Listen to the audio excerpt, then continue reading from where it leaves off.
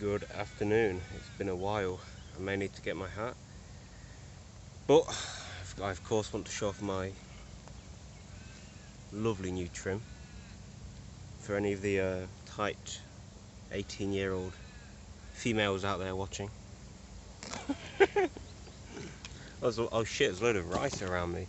Wow, there's a shit ton of rice. I didn't realise it was rice. I didn't even know what it was.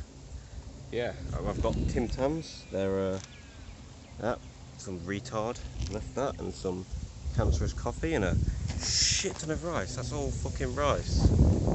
What a fucking narc. Pieces of shit, but those Tim Tams are like cancerous pick up a penguins. You remember them? Well, they might be the same, but I recall, I think these are sweeter, but that might be because I don't really eat much thing of sweetness nowadays.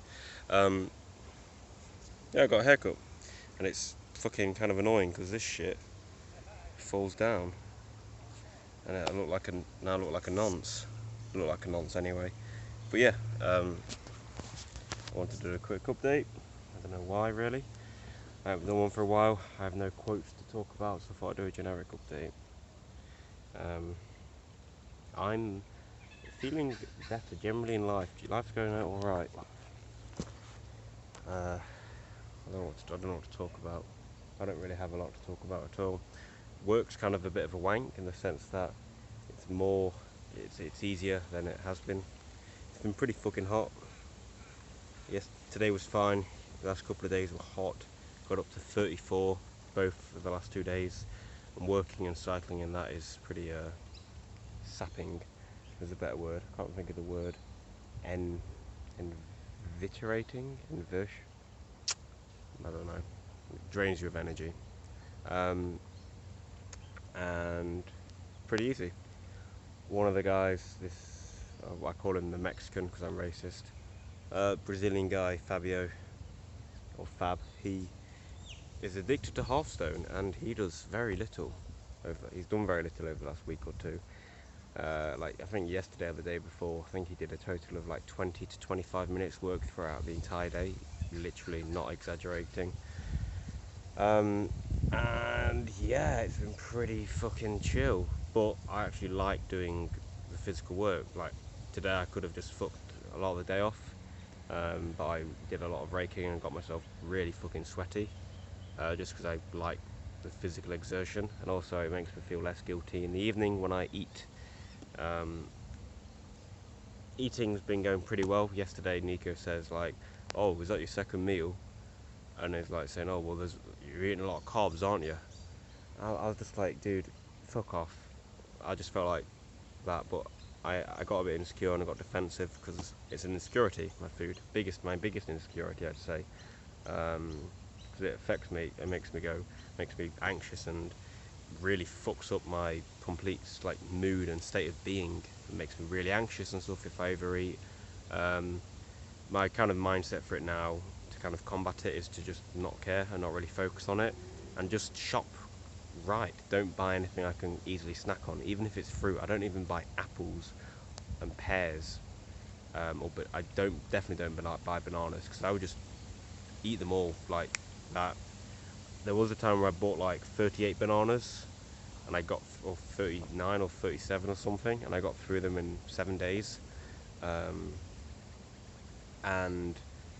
But at the beginning I was like, alright, I was having 2 bananas a day, but eventually I just destroyed them. Not the 38, this is another time. So yeah, food's okay, but as I say, if there's easy access to food, I would just eat it. If it's there, I'll eat it. Like today on Smoko, I wasn't too hungry because I ate a fair bit last night, but I still ate it all. Lunch break, I was like, I'm not that hungry, but it plays on my mind, so I'd rather eat it and get it off my mind, then it just sit there, because it just plays on my mind and induces some anxiety. It's strange, but the way I'm combating it is just trying not to self-discipline, just kind of eating when I'm hungry, and not buying stuff that's super sweet, not buying anything that's really at all sweet, because anything that's got refined sugar in it, it just like flicks a switch. So that's that. I don't know, I've talked for 5 minutes already, so I'll talk about something else. Porn, I had a day. I had 4 days. It's now Wednesday, so I had Friday, Saturday, Sunday, Monday where I watched porn, and I just got bored. It was kind of just boring. It genuinely got boring. There was no like, "Ugh, ugh." There was no like, oh, this is perfect. This woman is perfection, and I pedestalize her. I probably didn't get like that because I haven't really watched.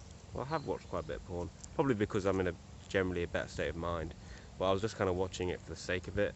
And at first I was like, it's because it was taboo in my mind. It's like a bad thing to do. So I was like, oh, I'll do that and get some satisfaction, something of real strong jolt of instant gratification. So I've not really had a lot of that recently. I don't have that a lot of that generally because I've stopped using YouTube as much. I don't play any games. I don't eat sugary food. I don't get drunk or do drugs. There's no sex or passion, intimacy in that regard. So there's no real bout of like, oh wow, I feel fucking good.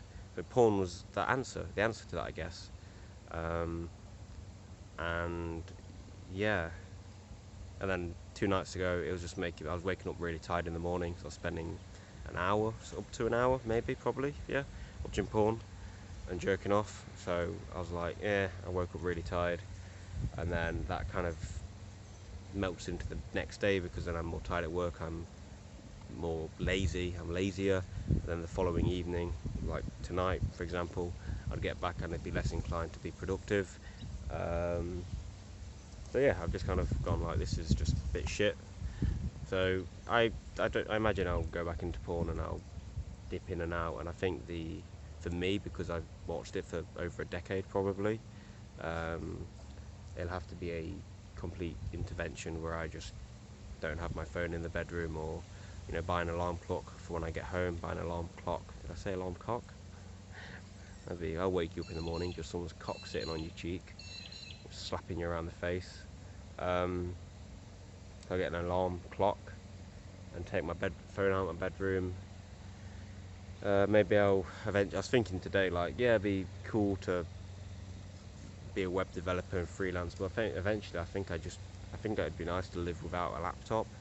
Or just have some primitive laptop that is super slow, and like once a month I'd like to look at new films that have come out, or reviews for old films, or new books, and just be like, okay, I'll have once every 2 weeks I look on the internet. I just have an old flip phone, or like a Sony Ericsson K800i, just something super basic. I don't know, I think it's something that I would honestly like to do. And this idea of living in a cabin in Norway is still something I definitely want to do with Elliot. One of the things I was going to write about tonight, or I was thinking on the way back from work just now, I was thinking it's strange because I feel closer to Elbow now than potentially I ever have done, even though I'm as far away physically as him as I can be, which I think is because of our conversations and him reading my journal and the comments on it, and yeah, the talks we have. That's very positive, very, very positive. What else? I think I'm going to go bald. I was listening to JPEG Matthews' song Bald today. It didn't really tempt me to do it, but Pete said, oh, I think you've got a nice shaped head. Yes, even though this shit just flops over down the back. So yeah, I might go bald. I don't know. I don't know. Yeah. What else? Thingy this weekend. Pub meal thing will work. I'm gonna I might go and what do you call it? Cycle there to the pub, which is like 10 kilometers away or so, maybe more, 12 kilometers. I don't know. So I don't want to drink a lot. But so if I cycle, it might force me to not drink a lot. Dude, I don't know. Oh, I've been reading a lot about sex recently. Sex at Dawn, which is really good. I could make a series of videos on that, but I don't think it's really worthwhile. Maybe it is.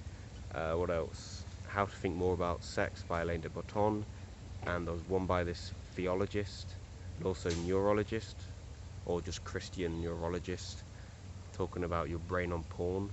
It's just like the badness of porn. Was I reading? I thought I was reading 4. Maybe it was only 3 I'm reading. I don't know. Maybe there's one more. I think that's it. And yeah, Sex at Dawn's very interesting. I want to write about that tonight. So, well, you can read that, or you may read it. But yeah, mainly it's about feasibility, because I don't think polyamory is really feasible in modern day society. And but I do think it's probably more natural than monogamy, honestly. And it questions a lot. This book does. It's very good. I kind of would like everyone to read it, because I think it's one of the books that everyone should read. But I'm going to read Sex at Dusk as well, because it kind of goes to, it's kind of a polemic on Sex at Dawn. Kind of tries to refute all of that which Sex at Dawn tries to refute. I believe that's what it is. So we'll see. I think I've lost a bit of weight over the last month, and I've got another month until I go home, so I could lose a bit more weight. I just need to get my sleep on track. I'm trying to do a bit of exercise every time I get home.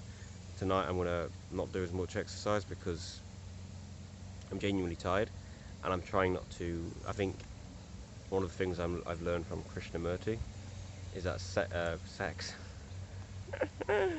self-discipline doesn't have to be necessary, and maybe unnecessary. I just think it comes through understanding yourself and how you are, and yada yada yada, and then you can start wanting more things that you would want to want.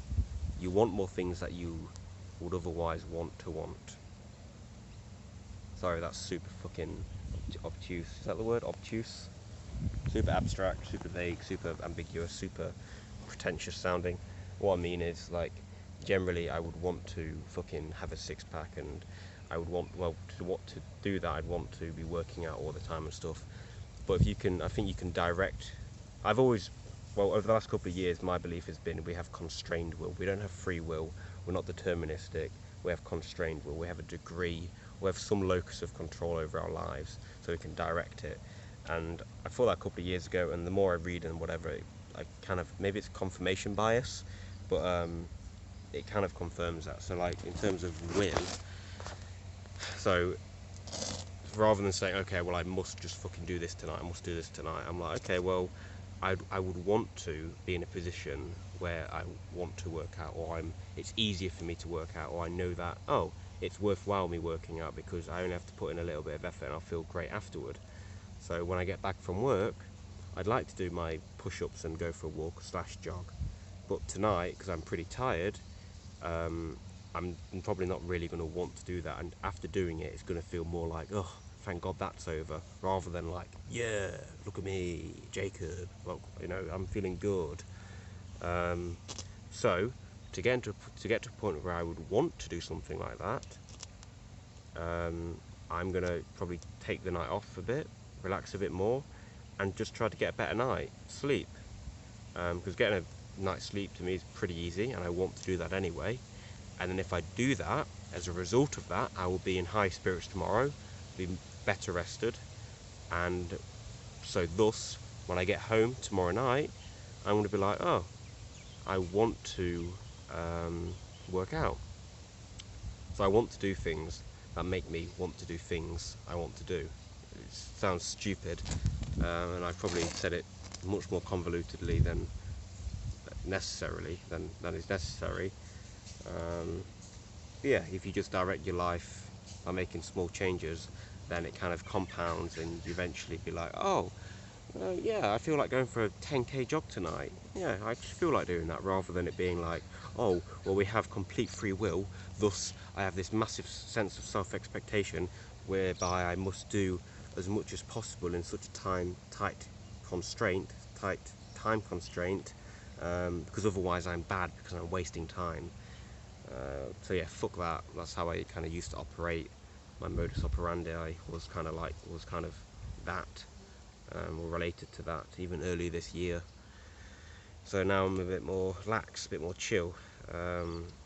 Another thing I guess I thought about yesterday, or done today a bit, was about how I'm going to cope, how I'm going to live when I get home, because I'm going to be living with Mum and Mia. I'm not going to have a job. It's going to be the midst of winter, the English winter, which is kind of renowned for being a little bit depressing. So I'm thinking of trying to force myself to watch a movie a day, or yeah, watch a movie a day. I'd say series, and maybe maybe a movie and an episode of a series. But I think movies are more engaging and whatnot, generally speaking, and more thought-provoking. Um, you get a greater array, wider array. Anyway, no, you don't. That's bullshit. Anyway, movie day. Because then if I have a constraint like that, which is like a reverse constraint, then I'm like, okay, well, I want to feel a bit productive today. So because I've got this time constraint of having to relax, then I can do productive things in the interim, in between waking up and watching a movie.